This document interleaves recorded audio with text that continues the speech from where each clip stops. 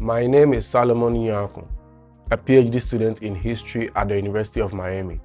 My research focuses on African economic and gender history.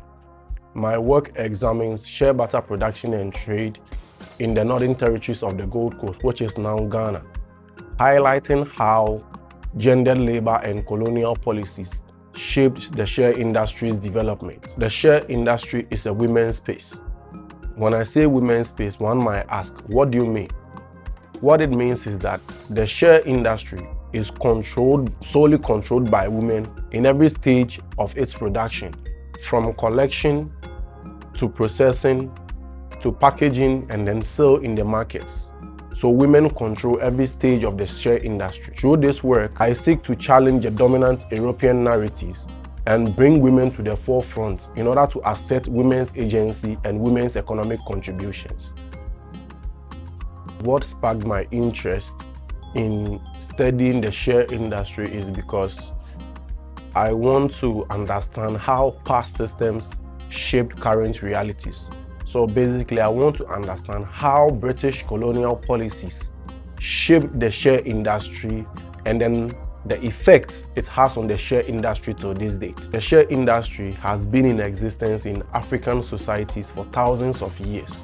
But under British colonial rule, British colonial officers dismissed the shea industry as a native industry. Why this research matters to me is that it helps me challenge the dominant European narratives and push women to the forefront of history, and also talk about women's economic contributions to the shea industry. Because in the archives, women's voices are very silent and marginalized. Therefore, it would help me to understand how colonialism impacted women. Because during the British colonial era, the British colonial government thought of any work done by women as not important.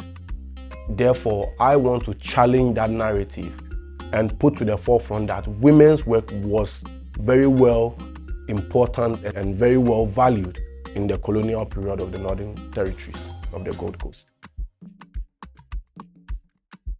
Miami has helped me to think about my project and my work more broadly and interdisciplinary, because through the Center for Global Black Studies, I've been able to have conversations with faculty members, different scholars from different universities who have given feedback about my work, which has been very, very impactful. Also, I've been able to benefit from the mentorship from professors from different departments within the University of Miami. Their feedback has been very, very, insightful and very impactful. It has made me to think about my work in a different dimension. When I say a different dimension, for example, I never thought of categorizing women in the shea industry according to social class. The feedback from faculty, professors, and fellow students has really impacted my work.